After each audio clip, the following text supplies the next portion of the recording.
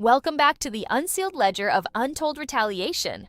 This is episode 2 of our ongoing investigation into the Blue Ridge, Georgia backcountry anomalies. When we last left the timeline, a lone wildlife surveyor was sitting in absolute darkness inside his remote log cabin. His smartphone was clutched in his hands, displaying a live video feed from the camera mounted directly to his front porch. A tall, emaciated humanoid entity with stretched limbs and no facial features was pressing its mass against the doorframe.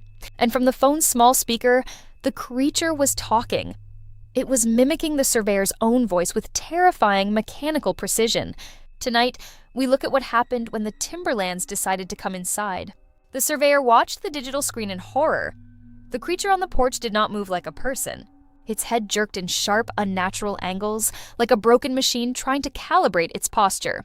The audio feed crackled with static every time the thing spoke. In a panic, the surveyor realized the light from his phone screen was casting a visible glow through the front window. He scrambled to the utility closet and threw the master breaker. The cabin went completely black. The porch feed went dead.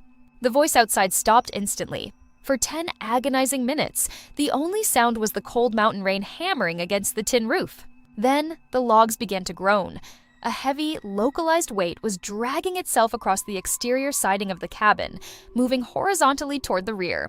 The scraping sound didn't stay on the walls. It climbed.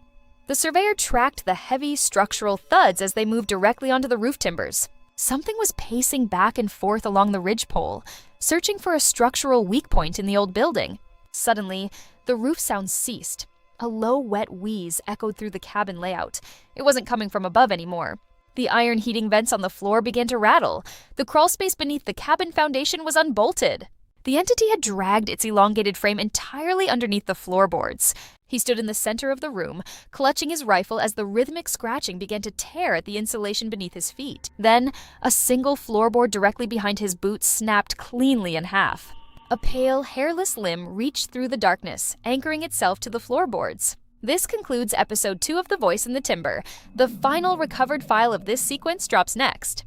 Subscribe immediately to Untold Retaliation to ensure you are on the ledger when episode 3 drops. The conclusion reveals the final image found on the surveyor's cloud account before the cabin went permanently silent.